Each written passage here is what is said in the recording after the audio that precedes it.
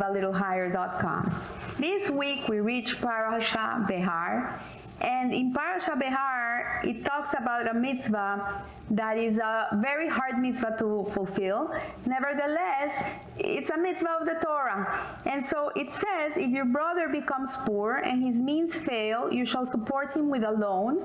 Do not take interest and usury from him. I am the Lord your God who takes you out of the land of Egypt to be your God. So from these concluding words, our sages have derived that one who accepts upon himself the prohibition of usury accepts upon himself the yoke of heaven, and a person who rejects the prohibition of usury rejects the yoke of heaven.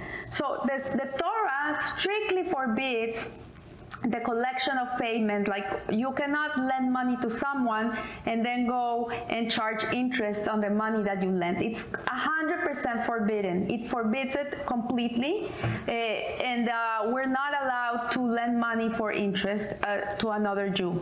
So, but there, however, is a procedure that is done with a rabbi, and which is called heter iska, because there's instances in which a person is gonna lend money to a person to build a business, for example, or he's gonna get profit from your loan, and so you can do a heter iska, and this is called a partnership clause, in which it is permitted for the person that lent the money to get profit from his loan.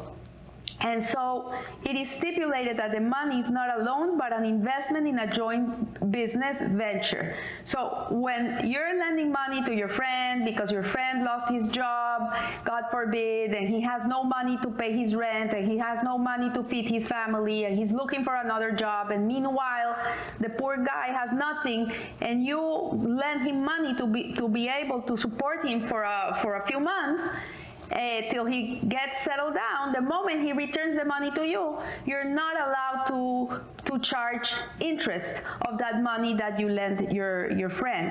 But if your friend is building a company and he's gonna get profit from your loan, then you get this heter iska, in which it is allowed that he gives you an interest of the money that you lend him. So the legal difference is that in the case of the loan, the money is no longer the property of the lender. For example, there's many people that I know that have something that is called a gemach, which is a fund that they have that is specifically to lend money to other people. There's people that do incredible things with this, like they help people build their homes, they help people get back on their feet, and once the other people pay them back, they don't charge interest. Sometimes people don't even pay back. They can't even pay back. They can never pay back, or they look the other way and they don't pay back. It happens. So this is a mitzvah that really taps into bitachon, into the trust in Hashem. We see that there's two other mitzvahs that are commanded in this parasha of Behar, which are the Shemitah year and the Jubilee year. So every 7 years, the land of Israel has to rest. The person cannot work the land. He has to let it be, let it open for anybody that's coming by. They can just grab the produce and take it for free. And the person doesn't make any profit from actually it's almost 3 years, because it's the year of Shemitah. The year after, they're preparing the land again to be able to produce, and then it takes another year for the land to produce. So in reality, these are mitzvahs in which the Jew is commanded to put his bitachon in Hashem, his trust in Hashem. It really reminds us that the one that feeds us is God and not us. So the same way, people think, oh no, it's my money, I owe my money, it's my money, you know. But when you are given the mitzvah to be able to lend to someone, you have the money to lend someone that needs the money, and you give it to them freely, and you don't know if you're ever gonna see this money again, and you just give it to them, then you are acting like God. So we see here that in the case of the heter iska, this agreement, the money remains the property of the investor in partnership with the one to whom the money has been entrusted, and the compensation he receives is not free profit, but profit that his money is currently generating. This is also the difference between extending a loan in return for interest, which is forbidden, and renting a home or other object to another in return for payment, which is permitted. So for example, if you're gonna rent a home, if you have property and you rent it, obviously it's a business. You're not lending the home, you're renting the home. So you get profit from your renting. It's a rent, it's not a loan. So these are differences. So we see from the Rebbe, from the teachings of the Rebbe, from his sihas, it teaches us that the Zohar states that the Torah has both body and soul. Sometimes we read these mitzvot and they sound very like mundane, you know, like, yeah, you cannot do this, you cannot do that, you cannot do this, you cannot do that. And this is actually the body of the Torah, like in which it's the physical dimension of what Hashem desires from us, because the Torah is really Hashem's wisdom. And so in the Torah, we get the history of the Jewish people, we get our whole, since the universe was created, it is a recounting of our making as a nation. And this is one level of reading the Torah. This is the body of the Torah. But a body needs a soul to be animated. It needs to have a different dimension, a deeper dimension. So if you have a body with no soul, the body is really dead. And if you have a soul with no body, the soul cannot have an effect in the world. We need each other. So body and soul complement and fulfill each other. The body is a vehicle for the soul, extending the soul's reach to areas it could not touch on his own. And the body of the Torah, it's the implementer of the soul. So realizing its ethereal concepts as concrete truths in concrete world. On the other hand, a body without a soul is a dark and cold, often a law or event in Torah might seem dry. So if I'm telling you that you can lend money, it's a mitzvah to go and lend money to someone that is in need, but you cannot charge interest, this could seem a little bit like dry, you know? We have to see what's really the depth of this mitzvah. What is the soul of this mitzvah? So the same applies to the laws of Heter Hitzka and Nursery. And we see that the Heter Hitzka sounds like an elaborate loophole. It would look like a loophole. Okay, this person is going to lend money, but he wants to be paid the remuneration. So it's a loophole, but in reality, it's not. So is there really that much of a difference between these two ways of being rewarded for granting the use of one's capital to another person, and a different equivalent as we see to the difference between accepting the very notion of God's authority or rejecting it, God forbid? So is it something that is so mundane, so of everyday work, everyday life, or it has more to it? So we have to look at this in a different way. So our sages tell us that God himself observes every mitzvah. He doesn't ask us to do something that he doesn't do. This sounds very weird, and it sounds it's difficult to understand, because Hashem, how can Hashem, if he is asking a Jew to put on tefillin, what are you telling me, that Hashem also puts on tefillin? And actually, in a certain level, he does. He doesn't ask from us to do things that he doesn't do. So there's a Psalm 147, which says, he tells his words to Jacob, his statutes and his laws to Israel. And the Midrash states, God's way is not like the way of flesh and blood. Like, obviously, our ways are not Hashem's way. We cannot understand what Hashem wants. Like, his ways are not our ways. We are finite beings encapsulated in a finite body with a finite intellect. We cannot come to fathom infinity. But in a certain way, what the Rebbe is teaching us here is, and he's going to give us an example, is that the way of flesh and blood of a king is that he instructs others to do, but he doesn't do what he tells other people to do. Hashem, on the other hand, whatever he asks the Jewish people to do, he himself does.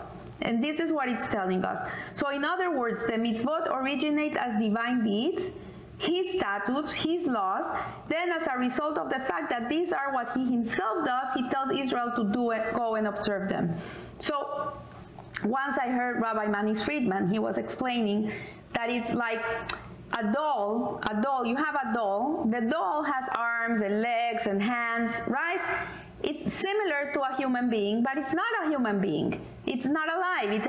There's things in a doll that make it look like a human being, but it's not the human being. The same way with Hashem, we resemble Hashem, but we're not Hashem. We have a spark of God within us, but we are not actually God. So the same way, this is what he's saying here, is that the king, he gives his substitutes things to do, but he himself doesn't do them.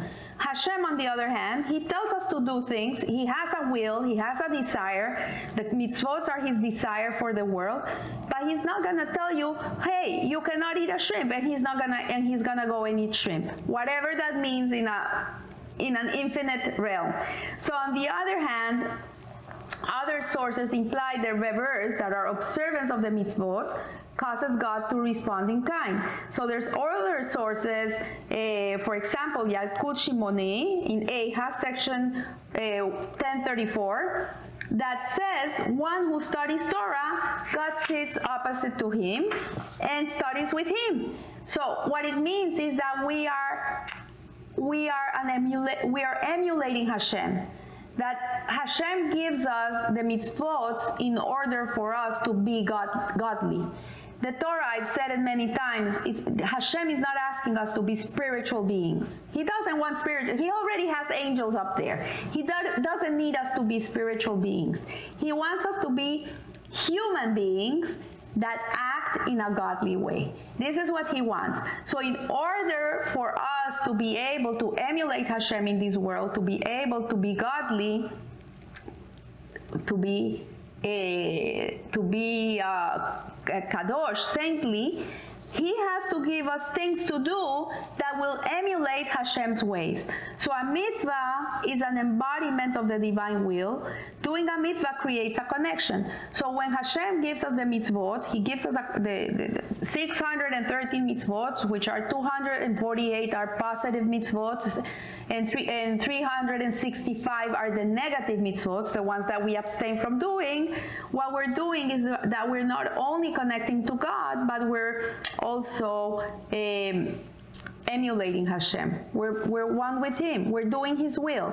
So between man and God, between its human implementer and the divine conceiver, this is why God must first do a mitzvah before we can do it. Creating this connection is obviously beyond the capacity of finite and earthbound man. It is God's initiation of a particular connection that empowers us to do the same.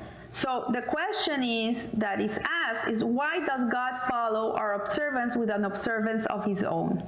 Right? Why does he need this? Hashem, is he a needy God? Does he really need us to be fulfilling the mitzvot? In reality, Hashem he was, and he will be. Before he created the world, since he created the world, and after the world, he's the same God. Nothing affects him. Nothing changes the reality of Hashem. Like if someone tells us something that is not nice to us, we get affected. We get sad, we get uncomfortable, we get offended, we get insecure. Hashem is not affected. Nothing affects Hashem. So the question is, why would he ask from us to do all these mitzvot? Does it really create a change in him? Does it really make a difference to him if his creation is fulfilling his desires? So here the answer to this question, which is really, really very interesting, is answered with another question. This is the Jewish way. You ask a question and they ask you another question. Why did God command us to do mitzvot at all? What is the whole purpose of doing a mitzvah? Why does he need people in this world to do mitzvot? So certainly he does not need anything from us. He really is not a needy God. He doesn't need anything from us. As Elihu the Butzite, Elihu the Butzit, said to Job, if you sin, how have you affected him? If your transgressions are many, what have you done to him? If you are righteous, what do you give him? And what can he receive from you? So why didn't God, who is benevolent, merciful, bountiful, and kind, and good to all his creatures, create a world free of demands and restrictions on all his inhabitants? Why didn't Hashem create Olam Haba already? This is the world to come, really. It's a world in which there's no evil, where there's no sickness, where there's no hunger, where everybody's good. There's no necessity to really exercise a free will. So why? What's the deal here? What does Hashem really want from us? So it says, the Rebbe, because a life free of work and responsibility, a life whose blessings are not earned but are handed out without cause or restriction, is a life devoid of the only true joy, and there is the joy of achievement. So Hashem created the world, and he created us to give us joy, to give us life, to give us joy. He wanted to give his goodness to others. Like, he's all good. Nothing comes bad from Hashem. Our perception down here can trickle down and it can be perceived as bad. But in reality, nothing can descend from heaven that is bad. So Hashem, in his infinite kindness, what happened? He has nobody to give his kindness. He has nobody to share his wealth with. So he created a world to share his kindness, to give kindness to others. And what is the ultimate kindness? The ultimate kindness is to give joy to other people, to give them the vekus, which is attachment to Hashem. And the way that a person attaches to God is through fulfillment of mitzvot and the study of Torah. That's the way you attach to him. So God's greatest kindness to us is his burdening us with the yoke of heaven. This is the greatest kindness. Giving us a program. He gives us a program for life. He gives us responsibilities. He gives us accountability. He believes in us. He trusts in us. He empowers us. But God did more than hand down a list of do's and don'ts. For work alone is not enough. Just to do is not enough. And unless work has a function. So if there's no purpose in what you're doing, there's no meaning to it, that there's no fulfillment in doing something for Hashem in this case, then whatever you're going to be doing will be hollow, will be empty, will be void. It has no meaning whatsoever. So imagine a person that is cooking a meal, loves to cook, and is cooking and cooking and cooking and makes the most delicious food, and has nobody to invite to eat with him. So what's the whole purpose of all that work? If you work and you create a beautiful meal, the satisfaction is to be able to have people around your table enjoying your food. So this is the same idea. The previous Lubavitcher Rebbe, Rabbi Yosef Yitzhak Schneerson, he illustrated this point with the following parable. And he tells the story of a nobleman who was touring his state, and he saw there was a guy that was pitching hay, and he saw how this guy pitched the hay, and he had these very gracious movements, and he was like in awe looking at this guy, like how for hours and hours he was pitching hay, and he was fascinated by the way he did it, how graceful he was.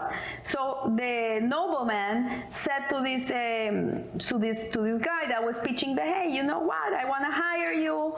I want you to come to my home, and I want you to, for an hour, come and pitch hay, make believe that you're pitching hay, and I'll pay you 10 rubles. It's much more than what you'd make in a day, and I'll sit and I'll watch you. It's for me, it's enjoyment. You know, in those days there was no Netflix, and there was no TV, and there was no nothing, and no computers and no Instagram. So the enjoyment, this was the type of things that people used to do to enjoy themselves.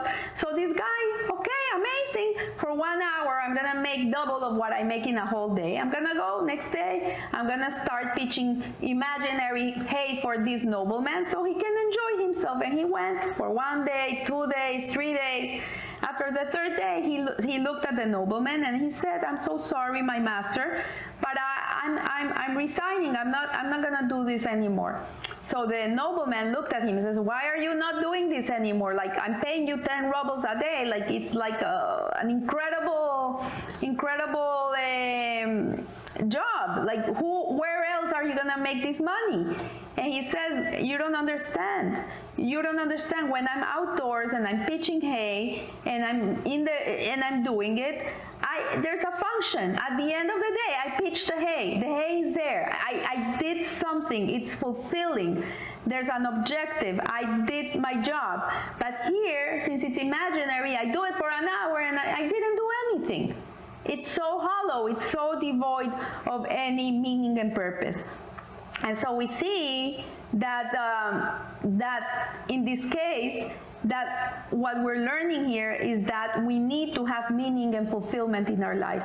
If a person has no purpose, has no meaning for what he's doing, then his life is hollow. So God caused that our every action should have an objective, a significance, that they should affect him. So we think we do mitzvot for Hashem. In reality, every mitzvah you do changes you. There's a beautiful saying that my prayers are not going to change Hashem, but when I pray, I change myself. Every mitzvah you do refines you. It changes you. I taught one student of mine how important it is to put some tzedakah every day in a pushka, in a tzedakah box. That every day before, in the morning, when you wake up, before you start your day, always have a custom to put a coin, $1 in this box, and once it's filled up, you take it somewhere and you give it to charity, to tzedakah. And she said to me, I don't understand. It's better to write out a check. Like, I prefer to sit down at the end of the month and give $100 or $180 or whatever she makes. And I looked at her, you know, you have to give your 10 to 15% anyways, but the Alter Rebbe was very specific that every day a person should be giving. Why? Because this act of continuous giving, continuously every day, putting this coin in the pushka, creates internal change. It's like you're giving, like those $180 that you give a month. If you put one coin in the pushka every day, it's like you're giving $180 every day. So what I do is I have a nice box, a beautiful box, and I have $180 in quarters. I went to the bank, I took the $180 in quarters, I put them there. For us, the Jews, the number 18 means life, so it's 10 times 18, 10 times life, and I put them in this box, and I put every day this quarter in this box. Once it's full, I always have someone asking for money, and I send them the $180. So this counts like if every day I give $180, because it's a continuous giving. And so this act of giving every day, this 25 cents, it refines me. It makes a change in me. So Hashem gave us the mitzvahs so we could have an effect on us, so we could change. And so it says here, he caused that our deeds should affect him in a manner that reflects the particular earthly nature and function. He caused that when we put on tefillin, well, obviously I don't put on tefillin, but when men put a tefillin, or you kiss your mezuzah, or you give tzedakah, or you do any mitzvot, this involvement with this underscores the mind guidance of an involvement with the emotions, and this causes the person to create an involvement with the divine will. Like, you connect yourself to Hashem's will. You and Hashem's will are one, and with the divine emotional attributes. And the same is true of the 613 mitzvot of the Torah, which each one corresponds to an organ or a sinew of the body, and it causes an effect in you and in your relationship with Hashem.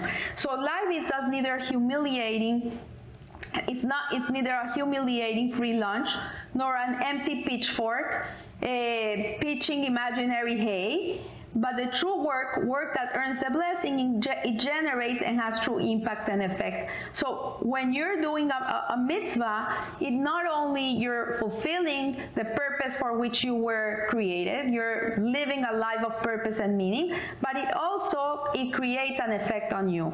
So if God observance of mitzvot were to only precede observance but not also result from it in our relationship with Him would be like we borrowed money and He's coming to ask us for us to pay back interest on the loan. Like He gives us a blessing and He's asking us to pay back. So God does the mitzvah, granting us the ability to do the same, but here His involvement ceases. The capital is now wholly in our domain. Our efforts at His behest is disconnected from anything that truly is His. We're only making a payment in return for what He has given us, like a borrower who pays the lender for the fact that he has extended him a loan.